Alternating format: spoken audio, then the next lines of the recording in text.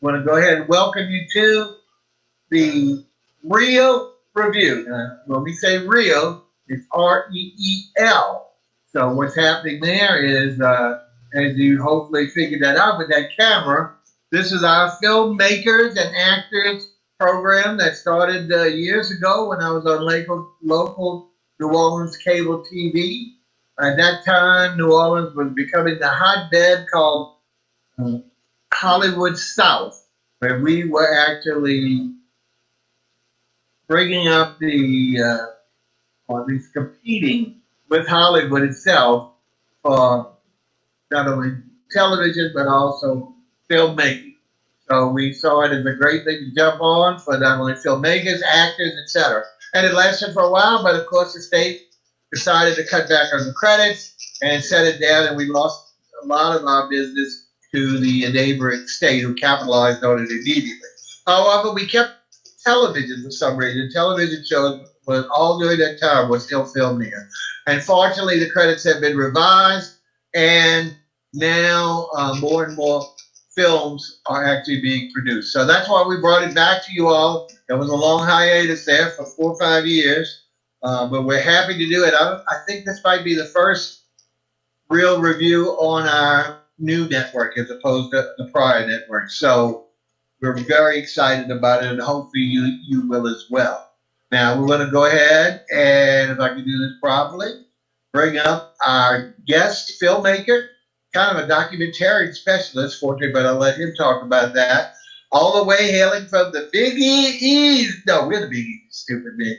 From the Big Apple, even though it's frozen there all the time, the tundra. I don't know how they get apples. They get those cherry blossoms. But anyway, welcome to the show, Anthony Matulis. How are you, sir? Oh, look at my forgotten. As usual, I forgot. Now, can we hear you? Go ahead and repeat, Anthony. I'm sorry. I forgot to bring your microphone on. Go ahead. That's quite all right. Hi, Bob. How are you? Fine, thank you, except for that faux pas there. Tell us a little bit, obviously, about yourself. Have you always been a New York City person? And answer that, let's go into how you got interested in film and making, and how long you've been doing that, and how you somewhat specialize in sometimes in documentaries. So tell us a little bit about all of that, both yourself and your passion. Okay. Well, I currently live in New York City. I've been here for about 14 years now. I was born in Springfield, Illinois. I grew up most of my young years in Houston, Texas. And where Lincoln was born? Abraham Lincoln? Abraham Lincoln, yes, in Springfield, Illinois. Right. Go ahead. It's the capital of Illinois. Oh, okay. Thank you. And then you went on to Texas? Then I went on to Texas. My parents moved down to Texas in the 70s. There was a boom in Texas at the time. So we went to Texas, and that's where I grew up. And I went to the University of Texas there. Oh, okay. And then from there to New York, or was there anything else in between? Well, there was a stop between there and New York. I went to L.A. So I covered all 4 corners, the north, the south, the west, and now the east. You sure did. You were following the compass. I sure did. And how, let me just ask this. Obviously, the natural question, when you were in L.A., had you already had the inklings of filmmaking, or that maybe enhanced it, or maybe that was the light bulb? Actually, I didn't, believe it or not. When I was at the University of Texas, I was a music major. I studied music education and trumpet performance. I studied under a renowned trumpet player professor there. So my original passion and desire was to go into music. But, things came up, and as I got into the actual music program, it just didn't feel right for me. I felt like I wanted to do something more, but I was a little bit lost. So when I went out to California, I decided, while I was working at an HMO, I was doing the corporate training, I decided I was going to study sound production, with my relation to music, because I thought that would be interesting to work in film with sound. So I started taking some audio production courses, and the more I realized, I wanted to do more than that. So from there, I moved to Los Angeles and just started working in the film industry. And that's where I realized my true passion was filmmaking or videography. Because, with my passion in sound and music, I knew that's one element of film. But with the production of film, I can control and have my hands in a lot of the different aspects, the art, the music, the whole package, how it's presented, the acting, the scenes. There's so much involved, almost like a director of an orchestra, but it's Right. film set. Good analogy. I have to ask this because of that background. Have you, and because you've been making these films, have you ever tried or actually doing a score or at least a theme song for one of them or anything like that? I have not, and I'll be honest with you why I haven't done that. Well, one is I just feel like I don't have enough time. But secondly is music really still is a big passion of mine. And I know how when I got involved with music and my trumpet playing, I would lose track of time. I could completely lose myself in that. So if I take on another task of that, I do hope one day I can write my own score. I just think it's natural, especially if you do some documentaries on a jazz trumpeter, like out in New Orleans, some of our old, unfortunately losing several of them in this horrible situation. Yeah. But I'm just saying, it would be a natural accompaniment, and I just think round you out totally by being able to not only have the credits for the putting it all together, the creation, but also the score or the yeah. Well, anyway, we'll keep our fingers crossed and wait for that. All right. Okay. Okay. Anything else you want to tell us about yourself or your career before we show the people what we're talking about, some of your products?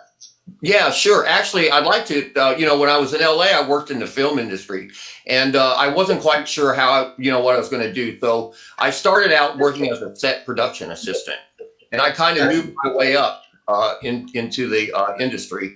I did everything from marketing, PR to distribution. I worked in the business and legal. And in my last job, I was a director of a screening theater.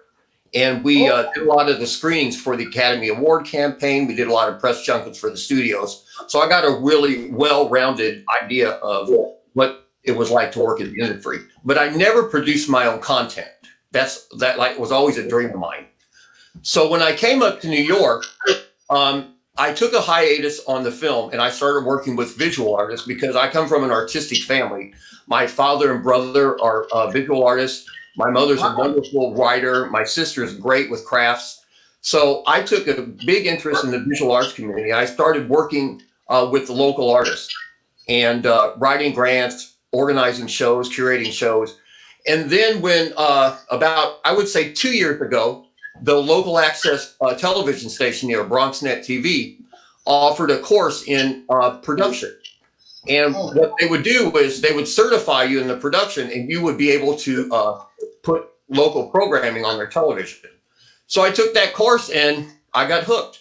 I got my own camera, I got my editing software, and I said, I'm going to start making my own content. So that's why I'm here, and that's kind of why my forte is art, visual arts. Fantastic. When you were talking about in the screening theater, that kind of reminds me, we have some aspects of that. I've been a member of the New Orleans Film Society for way before you were born, like 22 years now, and 20 of which I do screening. We screen films for the festival. Our festival, hopefully we'll keep our fingers crossed, still happens this year in October. I kind of, especially in the old days, I was on all genres, but for the last 5-10 years, I've been doing narrative features because most people don't want to sit an hour and a half to 2 hours to watch a feature anymore. Right. And Yeah, so I have to do 40 in a certain period of time. But I've really enjoyed it, and so it's just great because I see a lot of films. Now, a lot of them aren't the best film ever made, but it's just, it really feeds my interest that I just don't have the talent or the passion to go into that modality. Although this is somewhat, I mean, I'm just learning the horrible craft, and I hate that part of it. I'm so used to being spoiled by just walking on set and doing the show. Now I got to learn all these mechanics. I don't even know how to throw, why a light switch works. Yeah.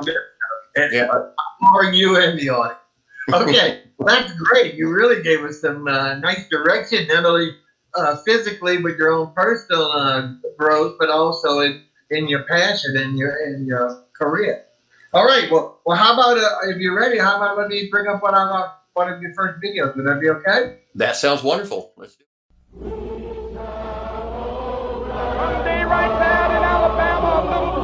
boys and black girls will be able to join hands with little white boys and white girls as sisters and brothers. I have a dream today. Those bad old days are dead. She was there for the buses in Montgomery, the hoses in Birmingham, a bridge in Selma, and a preacher from Atlanta who told the people that we shall overcome. Yes, we can. When Myrtle Avenue Brooklyn Partnership asked me to present an event for their annual Black Art Story Month themed Sankofa, I knew exactly what I would present. Sankofa, taken from the Akan tribe, meaning to go back and fetch, is to know your history in order to go forward knowing yourself. My series entitled Our History, Our Pride, Hindsight is 2020 is just that. A project I began during Black History Month 2015 was an attempt to give sight and relevance to figures in American history who have made contributions to the country.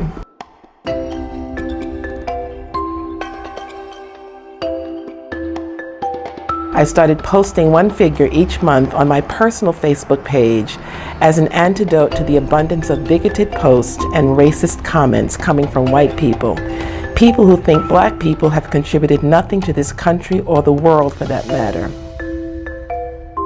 It was also an antidote to the abundance of violent posts made by black youth with iPhones. It was an antidote to videos of police brutality against young black men and women. It was and is a celebration of black inventions, activism, talent, and excellence. In over 2 years, I had collected over 750 names from websites I discovered that were created solely to celebrate Black history. After 2 years, I felt, as an artist, there was something else I needed to do, and I began to create portraits of these incredible ancestors. I call them collage sketches because they are collaged and mixed media based on photographs. You can imagine how challenging it is to capture the portrait of someone I'd never seen in person. As I paint these portraits, there is a sense of pride, amazement, and respect that comes over me. I get to know these figures intimately through my brush and paint and medium. When each one is completed, they go on my wall, and to walk into my studio and become surrounded by figures of strength and courage is spiritual. Ancestors living right in my studio. I also include my mom, Carmelite Candy. How can one celebrate Sankofa without including your parents? My mom was and is my greatest inspiration. Tonight, I point out a few of my heroes and heroines. I talk about the process of creating the piece, and I talk about the accomplishments of the subject.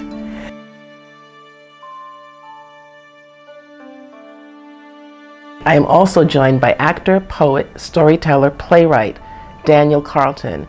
With my collages as his backdrop, Daniel weaved his stories in and out and around the faces of the ancestors. Daniel's poetry and storytelling engaged the audience. We were all transformed and transplanted to a different time and place. The response to his questions were funny, yet poignantly relevant to our history and journey in this country. Daniel moved back and forth and almost jumped into our midst with his enthusiasm. He had us all. Once the presentations were over, members of the audience were invited to create their own collages. They were excited and eager to make their works of art. And it was thrilling to hear the stories of their collages, tributes to parents, culture, collages that brought forth stories. Some even came near to tears.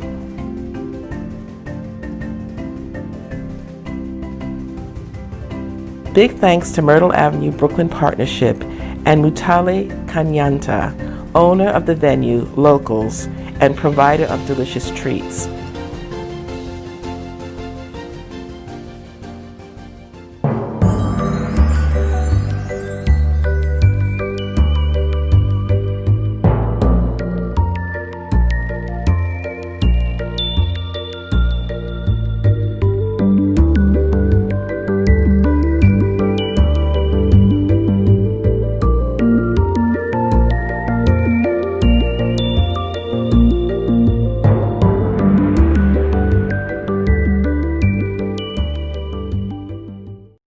fabulous job, Anthony. I mean, first of all, you've got a phenomenal portraiture artist.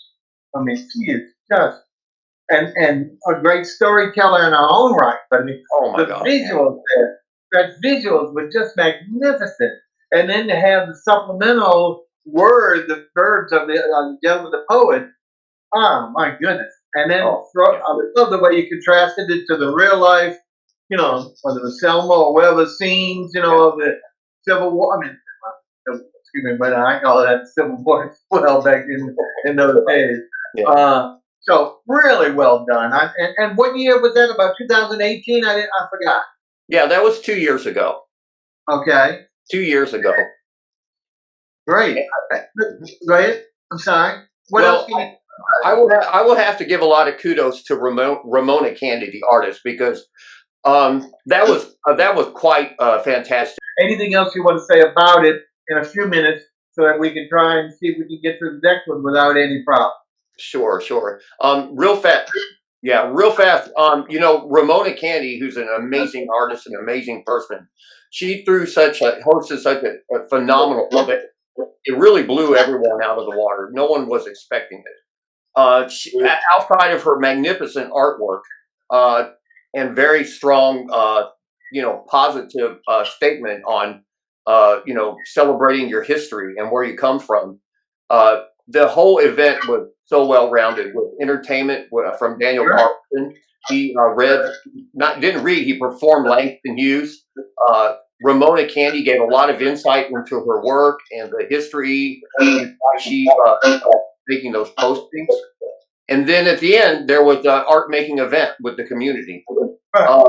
So for me, when I took the footage home, and I saw that, and after experiencing that event, I had to do something that was really nice. It didn't rival the event, but it was such a joy to make. And Ramona Candy's a tremendous artist, and so I'm really blessed with a lot of great artists up here that I work with that give me great material.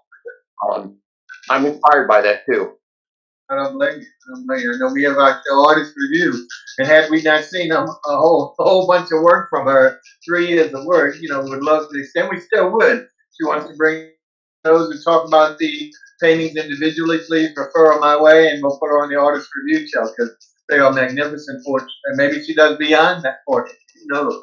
Artists are so talented and also geared to more than just one genre or one particular focus. All right, now the next one is really a beautiful. It's a sharp one. It's a real visual beauty. So I hope we do justice. I'm going to do my best to bring it on correctly, and let's keep our fingers crossed. Okay? Okay. All right. Let's see what we got here now.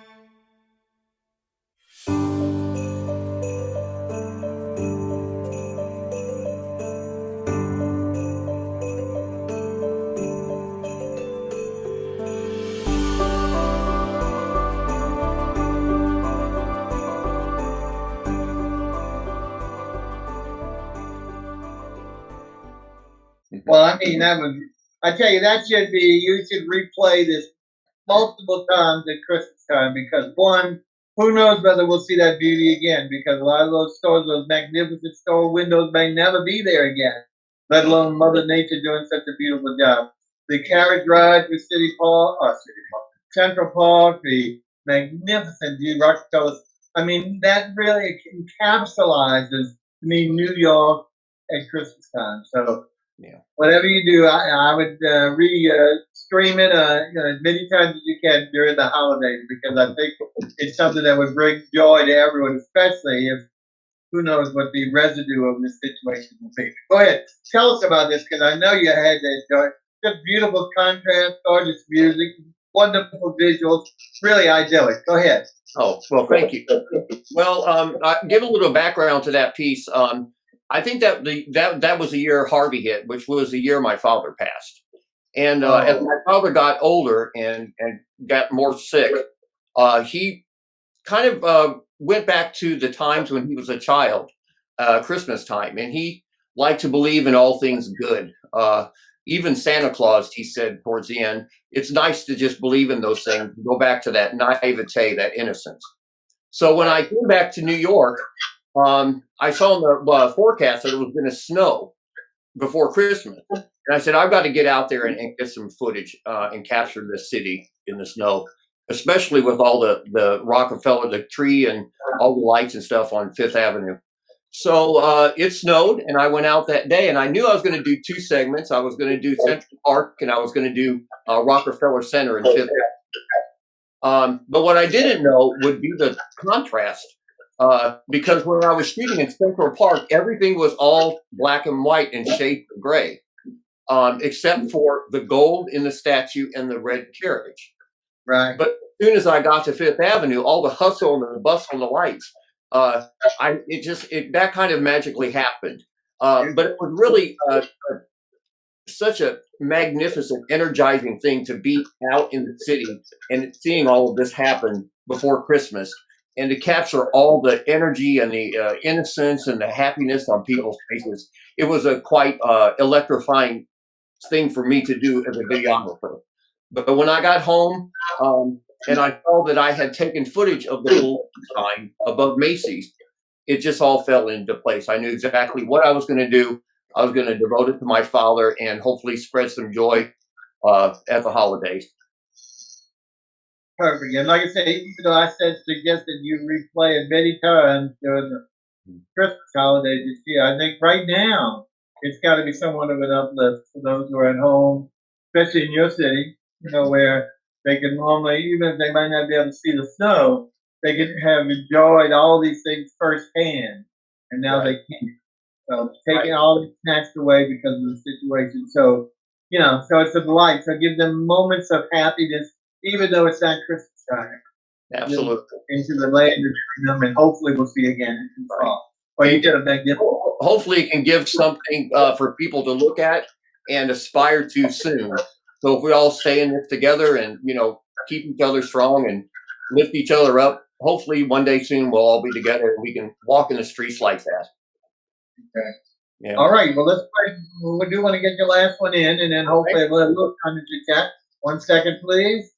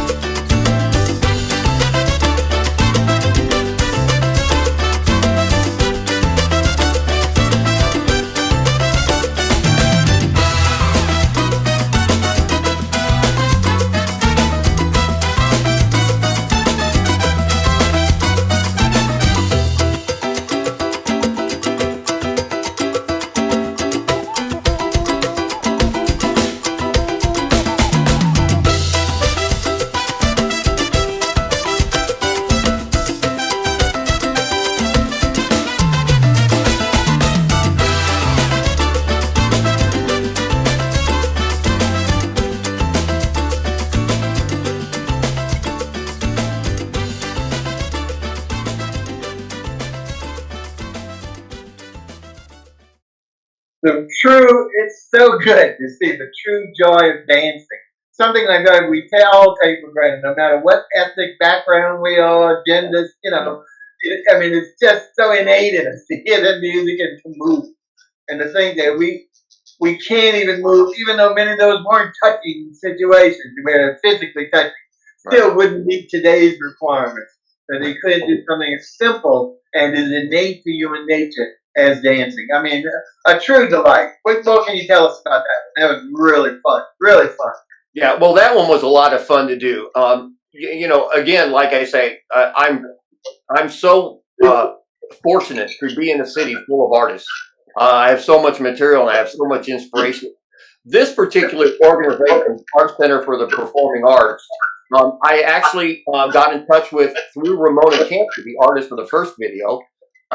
She's on the board with Jill Williams.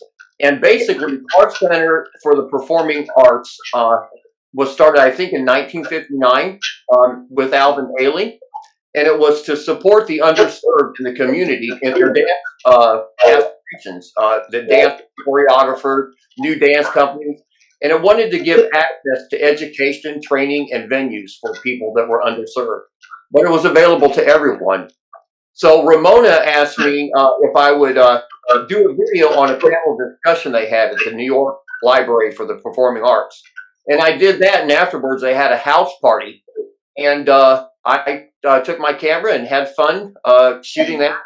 And I got to make a whole bunch of new friends with the Clark Center people, wonderful people. I learned so much about their organization. A lot of great people in this city, in the history, helping other people dance and celebrate life. It just really, every aspect of it was a joy for me. It was a joy making the video. And it was a neat experience. Wonderful people. Really did a great job. Now folks, we just sent it again. Apologies for the first one. Hopefully, we saw. I didn't see Jed or anyone saying we only heard the second and third. I'm hoping we saw all three because they're certainly well worth seeing and hearing.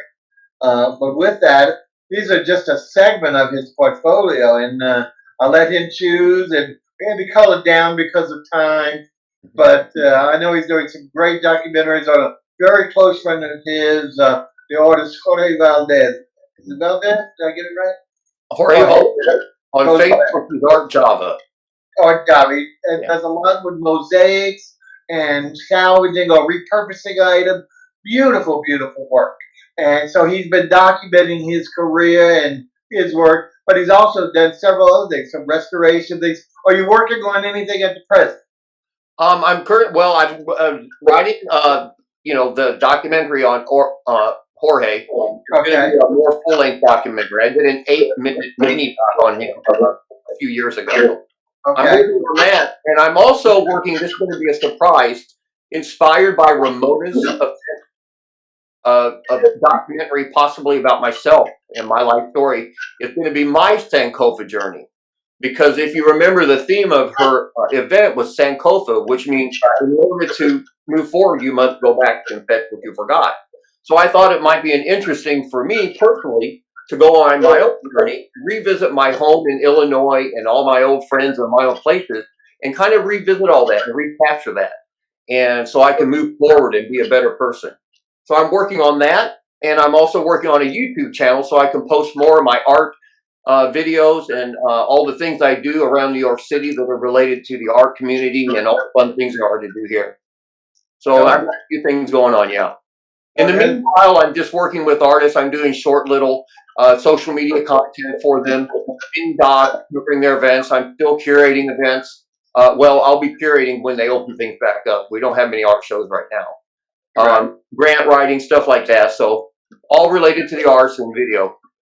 Well, don't hesitate, once you start sharing your videos, if you want to share with me, and we'll post them as well on our YouTube to get just additional exposure. And also any of those artists that want to have a virtual gallery, in addition to what you're doing, where we could show usually 20 pieces in an hour. So that way they could get, whether they sold or not, that's the exposure for people to see their art, especially now where they can't physically, be one-on-one with the piece. So please send any our way, and we'll do our best to accommodate as many as possible. We're real excited about your future work and your body of stuff you've done. And we've got about 10 minutes. Anything else you want to tell us before we go ahead and tell everybody adios? Well, if you want to follow me on Facebook or Instagram, Good it's day. just my name, Anthony Matulis. Also, if you want to go to my YouTube channel and subscribe, it's also Anthony Matulis. Yes. So that's pretty much it. We're waiting for things to open up here so we can get back to art events and I can start documenting and covering that stuff. It's great that he's got, as opposed to mine, as you see, we've been scrolling below it. I did mention at the beginning, another one of my oversights. His Facebook and his profile there with regard to strictly his name, and it's spelled A-I-S. I guess you don't spell Anthony, I hope. Anyway, so it's very easy. So it's not like mine where you got different names for each social media platform. And mine was silly what I did. That was 10 or 15 years ago, but now it's coming back to haunt me. Here he's got it all concentrated. So if you remember his name, you can see him anywhere, no matter what platform you choose or follow. So that's great. Okay, well, we certainly hope everything, not only for New York City, not only for New Orleans, resolve soon. I know they're trying to do some phased in back to near normalcy or new normalcy, whatever it's called, and hopefully God will allow that to be successful because, we're all just chomping at the bit, but not only from the tremendous financial pressures, but the emotional pressures. The combination of the two is really taking a toll on a whole nation, not just individuals. Absolutely. So we want to thank you again, and I do apologize for my omissions, but I'm hoping everyone got a chance to bear with us and stay and saw all three documentaries. All right, go ahead, please. Well, no, I wanted to thank you, Bob, and no worries. These things happen. It's all good. Well, we had a younger host that you wouldn't have any problem. Anyway, please tell Jorge adios, folks. It's so great seeing you before the show, and we'll be talking to you soon. Take care and keep up all the good work. Thanks again, Bob. All right, take care. Okay, folks. Well, again, other than that faulty error of mine on the beginning, I think we did okay, and I'm hoping you all saw all three of the mini documentaries, or full documentaries, where the documentaries measure, or the mini and full. But nice range, and all of them uplifting. Some of them visually just stunning and beautiful, and the others are just great to see all the activity and energy that a lot of us can't even expound on anymore. I want to finish off by telling everyone, thank you for bearing with us. Thank you for watching our relaunch of Reel Revue. Any filmmaker, actor, etc. in the business, even TV, we're not opposed to that, as long as it's not just a game show or something independent and worthwhile that we like to look for in depth. Or any of our other, whether it's the artist, the chef, the author, musician, we've got a place for a home for everyone here. I start using that as a advertisement.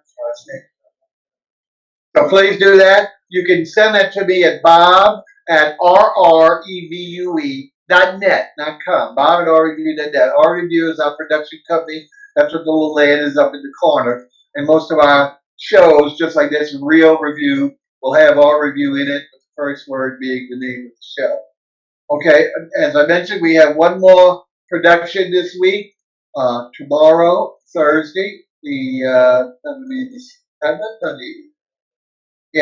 6th and 7th, May 7th, at 11 a.m. Central Daylight Time. So up in the East, you'll be having lunch. It'll be a nice place to watch. We're bringing our show called Roots Revue, R-O-T-S, doesn't do with genealogy, but other than genealogy of growing wonderful fruits, vegetables, produce, and flowers.